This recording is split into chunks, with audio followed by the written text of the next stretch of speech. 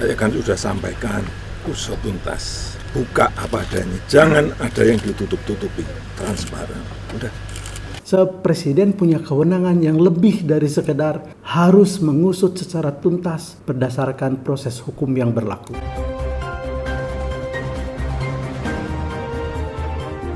Welcome to your channel, Cross Cultural Institute, Berdiri Tegak di Tengah.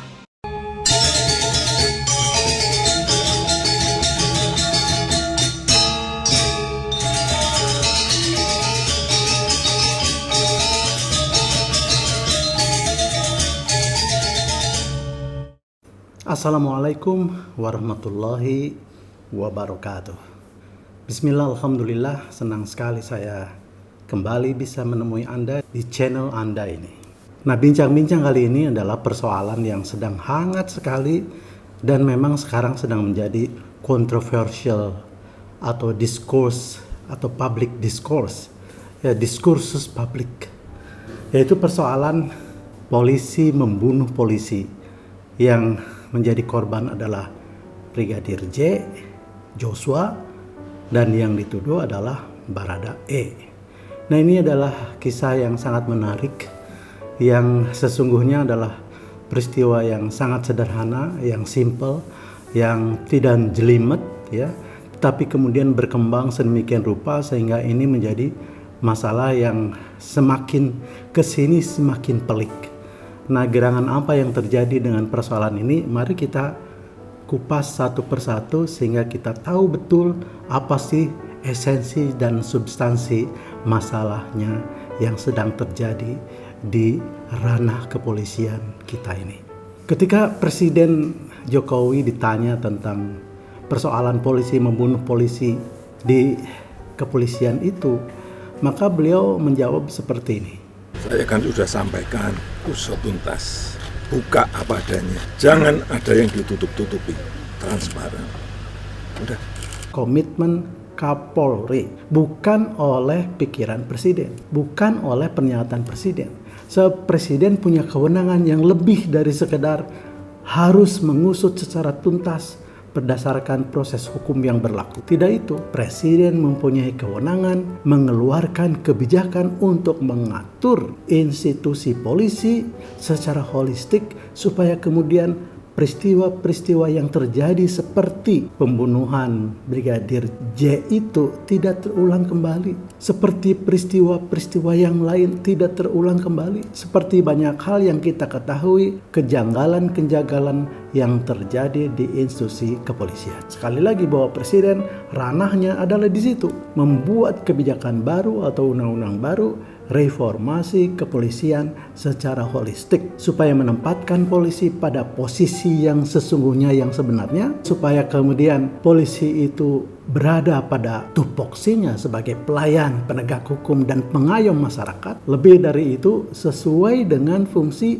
sesuai dengan proporsinya. Lalu pertanyaannya kemudian, apa iya polisi sekarang tidak sesuai dengan proporsinya? Mari kita lihat secara struktural, ya. Kita bandingkan dengan struktur organisasi tentara nasional kita. TNI dan polisi mempunyai Mabes Polri di tingkat pusat. Dua-duanya ada. Kemudian di tingkat satu provinsi, polisi punya Polda, tentara punya Kodam.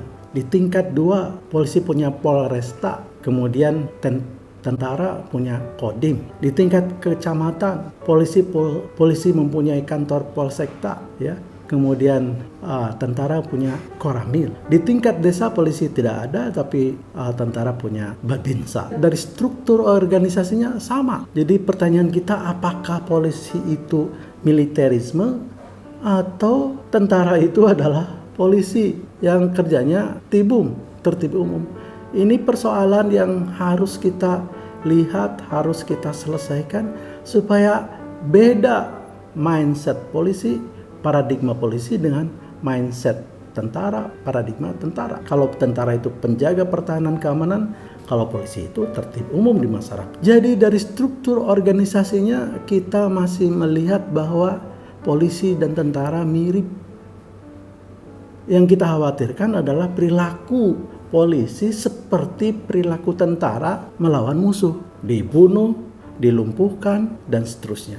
Padahal polisi tidak boleh membunuh, ya, kecuali ia harus melumpuhkan dan dibawa ke ranah hukum.